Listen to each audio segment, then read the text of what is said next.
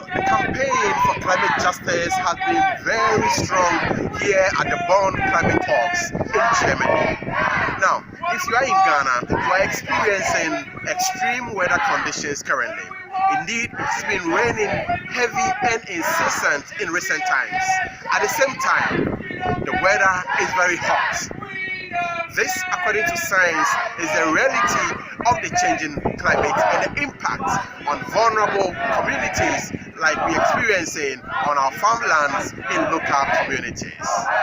When do we want it? Now! If we don't get it, shut it down! If we don't get it, shut it down! If we don't get it, shut it down! Well, I've been doing this for about 6 or 7 years now, and I came with material encouraging reduction of CO2, and I've watched the delegates come and go twice a year at this time and also in the autumn.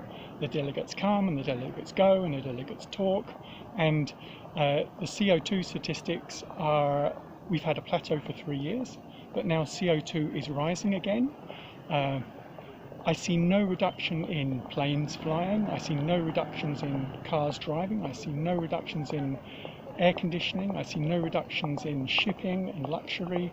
I think the world has to get serious, and the danger of these discussions, well, discussion is good, but the danger of these discussions is they become a placebo, they become an alibi. So the public thinks the problem is being talked about, the public is pacified, but the problem is not being, well, the problem is being talked about, but the problem is not being tackled. The momentum builds for the implementation of the Paris Agreement. Voices for climate justice are high at Bonn, and African civil society also want to seek climate justice. Have to work together as the African continent. That's the only time we have a stronger voice within this forest pond negotiations. So that has always been the position of PAGJA, that we have really to bring our voices together, because that really benefits us. So we are working particularly with the African group of negotiators to advance African narratives and to advance the aspirations of the African people in these negotiations. If we want to address mitigation, that calls for massive resources, human and capital. And the developing countries are overstretched in terms of addressing these disasters caused by climate change. We have really to bite the bullet and accept the reality that there is no way we can address climate change without money. We are feeling the pinch more down there in Africa and the other developing countries below the equator. It is true that we also have to take responsibility. We've been taking responsibility. I don't want to insinuate that we've not been doing anything, because climate change has forced us to adapt. It's forcing us to adapt. We are changing our ways of life.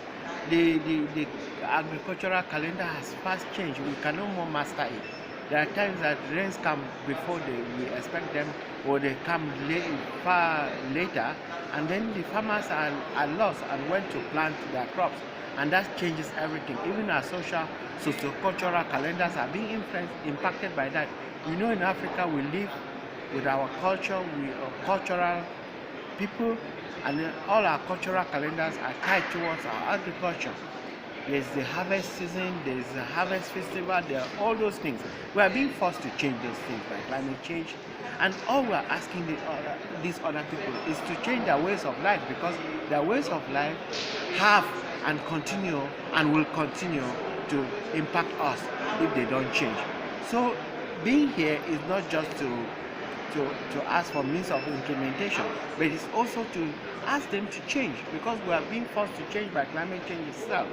And so it is important, because when you are not at the table, others decide for you. People might be paranoid that we've been doing this for the last 20-something years and they're not seeing something on the ground. Yes, they are right. But it could have been worse if we were not there to keep the gates.